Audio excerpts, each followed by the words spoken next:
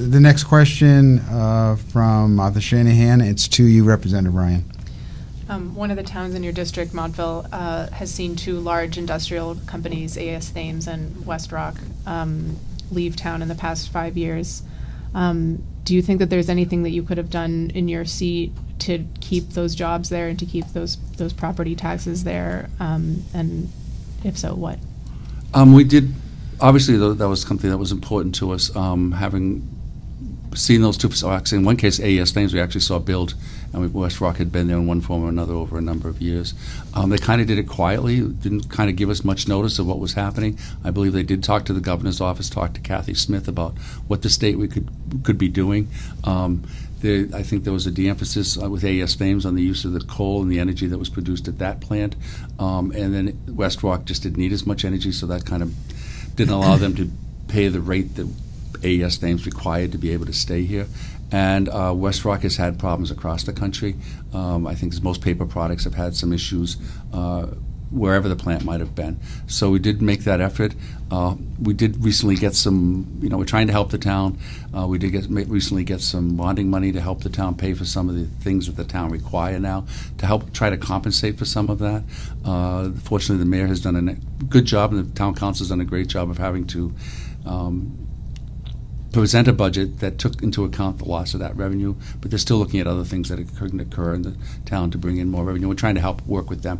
DECD's been down there, like working with Taraya, for example, to even though they're leaving, we're going to get the reuse of the plant, and hopefully we're going to see what we can do with Taraya to keep them in town, is hopefully build a new facility in town to help make up or take up some of the slack from that. And Mr. Taraya, as just stated in the question, Montville, like many towns, has seen loss of industrial manufacturing jobs. Is there more that should have been done? Is there more that can be done to try to keep the jobs in Connecticut and in your district? It's interesting to take a look at what for Montville, because it resonates throughout the state. There's this we want to be able to keep the jobs, but then we don't want to give the store away as well. It's for businesses, it's their prerogative. If they need to go and find another state to bring their business to some other town or out of our state, then go forth, Godspeed, and that's their decision. We can only do so much to make the environment better for them. I'd like to see what we can do for as the cost of living, because I know that is the biggest issue for businesses.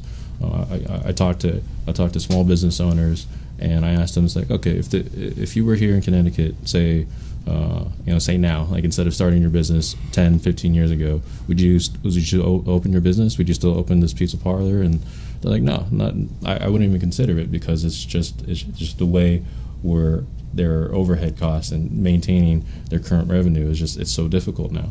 So it's tough to try to draw that entrepreneurial mentality here within our district and within our state. There's plenty of business buildings I've seen that just lay dilapidated, vacant for so long.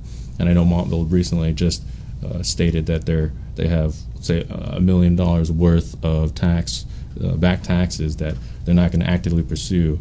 So instead of having those businesses, those buildings just lay vacant, we could do some type of tax reform or relief of saying, okay, well, the state or the city will take over these buildings. You don't have to worry about paying taxes anymore on it because you don't actually own them, and then turn around and find people who are willing to open their business and give them an opportunity to say, okay, so instead of having a building lay vacant with nothing coming in, I'd rather take the losses off our books and give it to people to at least put jobs there, and then over the long run, there's revenue still showing up.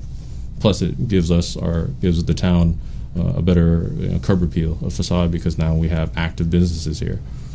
A related question before we move on to our next question.